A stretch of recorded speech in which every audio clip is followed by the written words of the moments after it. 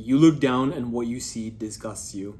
Anytime you go up a flight of stairs, you need to take a moment just to catch your breath. You find somewhere to sit immediately if you've been standing for more than just a few minutes. Does living like this on a daily basis not worry you or concern you? Do you not want to live a life of more fluidity and confidence? The reason for me making this video is that I recently just took a trip to the beach and what I saw was honestly terrifying. I'm not even lying when I say this. 90% of the population that were there were extremely overweight. The standard at that beach was to be 60 to 80 pounds over the normal weight of what a person should be. The people that I saw were literally struggling to walk, waddling, if you will. And I'm not saying any of these things to be mean or to belittle anyone. It's to bring awareness to what is a scary new normal. A normal that focuses on instant gratification, pleasure, living in the moment, living your life to the fullest.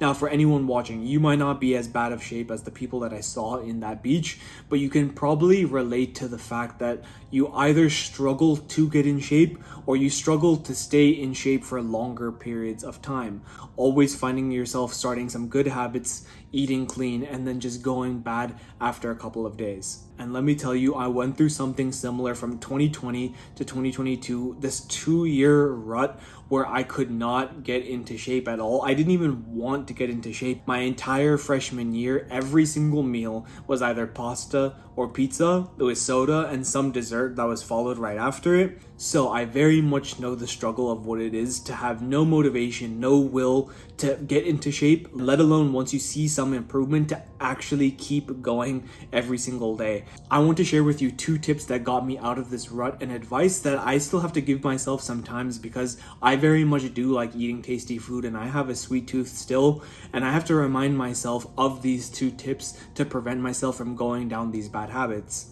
And so with that being said, the main reason that you can only follow eating good for about 3 days before you start all of your bad habits again is simply due to your lifestyle. There is something in your life that is causing you a lot of stress and you're ignoring it, and you're using food as a crutch. You're using food as a safe and comfort space. And you're using food to basically take your mind off of that stress that you're ignoring. And the more that you ignore this invisible stress, this dark cloud that's hovering over you, the larger and larger it grows. This relates to all areas in your life. If there's something in your life that is important that you need to fix, but you continue to push it away, the larger your anxiety grows around that thing because it's still there, regardless of how far away you try to push it or you use food to ignore it.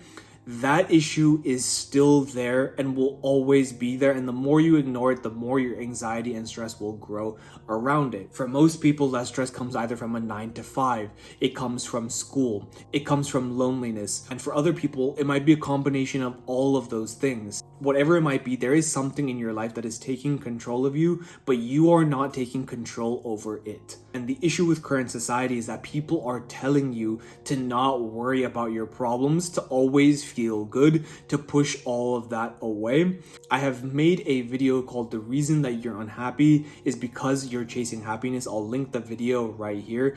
It describes the problem with always seeking pleasure and comfort, and that plays a huge part into why you cannot stay in shape.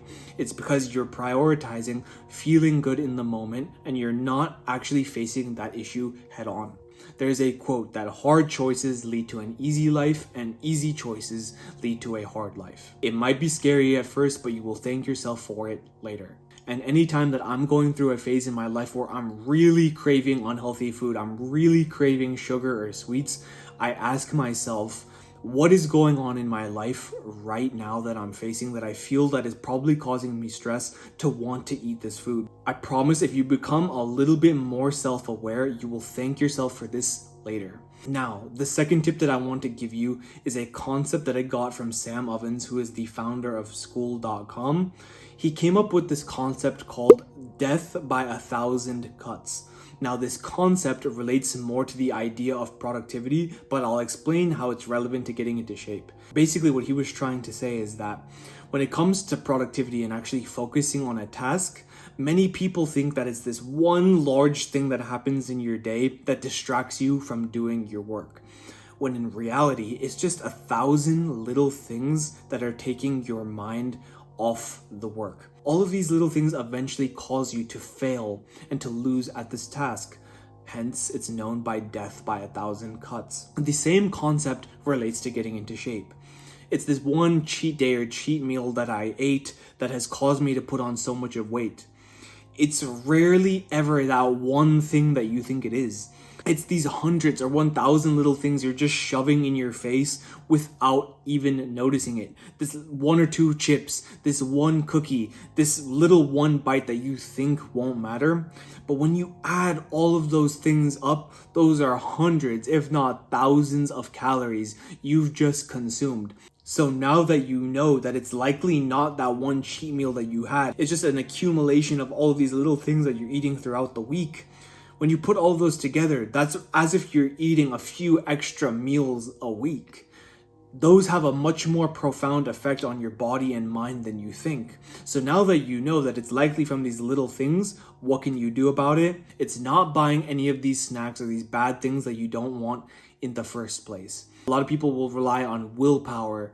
They'll rely on something to just stop them from eating those things. The best way to avoid not eating those things is to not have them in the house in the first place. You will realize how little you want something when it's not right there. It goes for everything. So don't have it in your house to begin with. I promise, if you start focusing on that main thing in your life that's causing you a bunch of stress, and you don't have those snacks in your house to begin with, and you pay attention to these little cheats that you're doing here and there, you combine that with going into the gym often, I promise you, you will start seeing the results that you want to see. As always, I hope you got a ton of value from this video, and if you did, I wish you all the utmost success because there's plenty for all of us.